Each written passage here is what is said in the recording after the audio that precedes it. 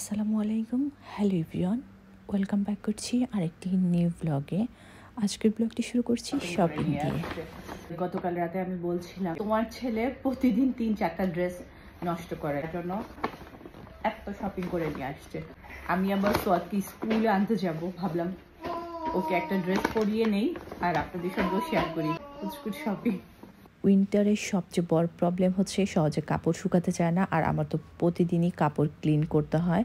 সাদা বেবির জ্যাকেটটা আমার জ্যাকেটের কালারের সঙ্গে ম্যাচিং করে এনেছে, আর এখন তো ফল সিজন, এই কালারটা দারুণ লাগে, বাচ্চাদেরকে আরও বেশি ভালো লাগে।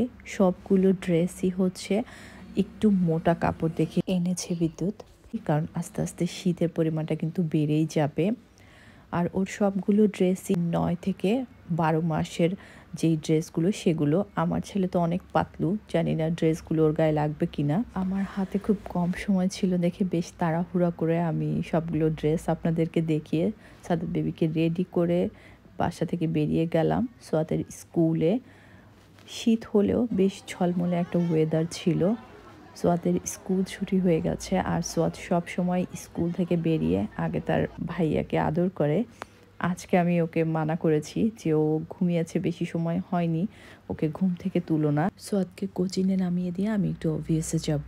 আমার ডেলিভারির সময় যখন আমি হসপিটালে ছিলাম, আমার আর বিদ্যুতের ব্ল্যাঙ্কেটটার চারপাশের পাইপিংটার সুতাটা সোয়াত টান দিয়ে খুলে ফেলেছে। ওটা রিপেয়ার করতে যেই সময় বা টাকা লাগবে তার চেয়ে নতুন একটা কেনাটাই বেটার। তো আমি ওভিএসে এসে দেখলাম যে পুরো ওভিএসে ক্রিসমাস ডে ছোঁয়া লেগেছে, খুব সুন্দর লাগছিল দেখতে, বাট পারফেক্টভাবে ভিডিও করা হয়নি। সাদাত বেবি উঠে গেছে। একটা ব্ল্যাঙ্কেট পছন্দ হয়েছে, আমি বিদ্যুৎকে কল করেছি, ও আসছে। তো আমি এই ফাঁকে সোয়াতের জন্য একটা টিফিন বক্স আর পানির পট নিয়েছি। বিশেষ করে টেবিল সেটিংয়ের প্রোডাক্টসগুলো খুবই সুন্দর ছিল, আর আমার একটু দুর্বলতা আছে টেবিল সেটিংয়ের প্রোডাক্টসের উপরে। এই টেবিল ম্যাটটা আর হচ্ছে ন্যাপি রিংটা যদি গোল্ডেন আর রেড না হয়ে হোয়াইট থাকতো তাহলে আমি অবশ্যই এক সেট নিতাম। আমাদের ব্ল্যাঙ্কেটটাই কিন্তু সোয়াত নষ্ট করেছে, বাট যখন শুনেছে আমি ব্ল্যাঙ্কেট কিনতে আসছি আমাকে বলছে, মাম্মা তুমি কি আমার জন্য ব্ল্যাঙ্কেট কিনতে যাচ্ছ? তো এসে মনে হলো যে ওর সামনে যদি আমি নিউ ব্ল্যাঙ্কেট ইউজ করি হয়তো ওর মন খারাপ হতে পারে, তাই আমাদের জন্য না নিয়ে ওর জন্যই নিলাম। ব্রাউন কালার আর ব্লু কালার ছিল, তো ওর জন্য ব্লু কালারটা নিয়েছি। যদি একটু প্রাইস কম হতো তাহলে দুটা নিতাম। একটার প্রাইসই পড়েছে 100 ইউরো। এর আগের একটা ভিডিওতে আমি বলেছিলাম যে আমার রাইস কুকারের প্রবলেম হচ্ছে, আমি শোরুমে পাঠিয়েছি। 1 মাস পরে ওরা আমাদেরকে বলল যে রাইস কুকারটা ঠিক হচ্ছে না, ওরা আমাদেরকে নতুন আরেকটা দিবে। এই সব দেশে কোনো কিছু ঠিক করতে দিলে প্রচুর সময় লাগে। তো যাই হোক, ভালোই হলো, আমি নতুন আরেকটা রাইস কুকার পেলাম। রাইস কুকারটা বেশ কয়েকদিন আগেই দিয়ে দিয়েছে, বাট আজকের ভিডিওতে আমি আপনাদের সঙ্গে শেয়ার করলাম। এর পরের দিন ছিল আমার রান্নার ডেট বলতে হচ্ছে যেদিন আমি বাসায় থাকি বা বিদ্যুতের ছুটি থাকে সেদিন আমি একটু বেশি রান্না করি। তো 2টা মুরগি রান্না করলাম, কক মুরগি যেটা একটু শক্ত।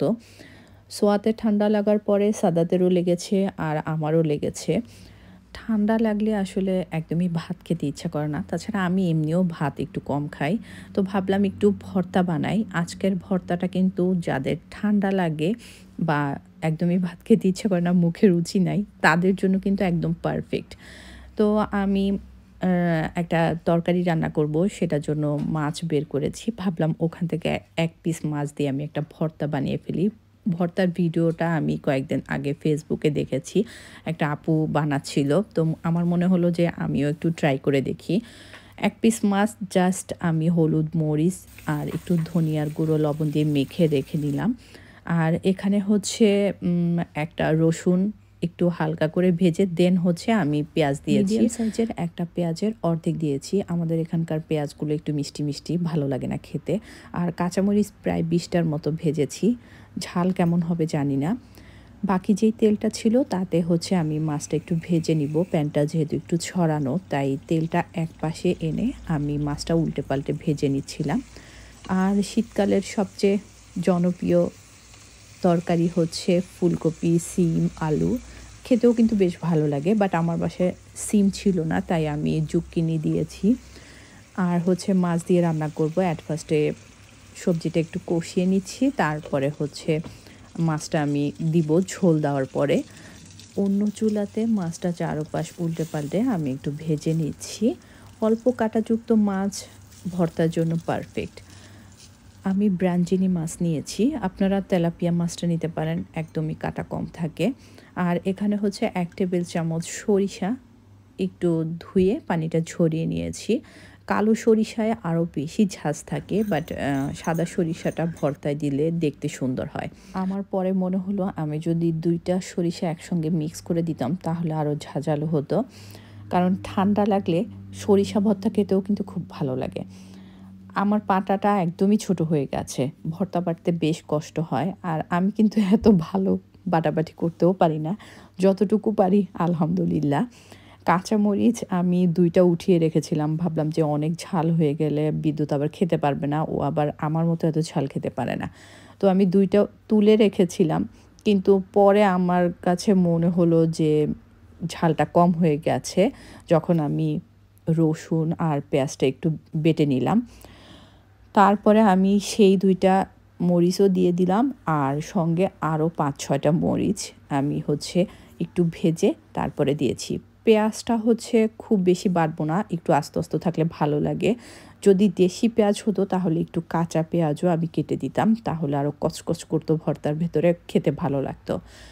আর সব কিছু বেটে নিয়ে এবার হচ্ছে মাছটা একটু বেছে নিয়েছি। পেটের দিকে অল্প একটু কাটা থাকে, সেটা ফেলে জাস্ট আলতো হাতে একটু মিক্স করে দেওয়ার মতো আর কি, একদম মিহি করে বাটিনি।